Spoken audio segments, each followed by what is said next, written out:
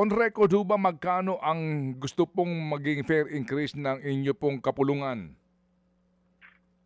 Actually, ang fair increase petition namin, na-file pa namin noong November 2024. At ang hiniling namin doon ay 15% increase doon sa succeeding kilometer. Kasi sa provincial bus kasi, mas importante certed yung per kilometer na increase.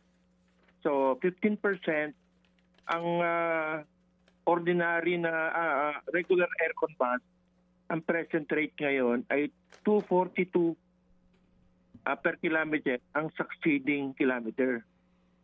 So ang magiging increase niyan ay 32 centavos per kilometer additional. Okay. Yung pinakamataas naman na ang antas ng aircon bus, yung luxury, ang present rate niyan ngayon ay 334. So, ang mangyayari niyan, ang magiging increase niyan ay 290 pala. Dati ang rate niyan magiging 334 or ang increase niyan ay 44 centavos per kilometer. Okay. So, 32 centavos per kilometer doon sa regular aircon at yung pinakamataas na luxury aircon, 44 centavos ang succeeding kilometer.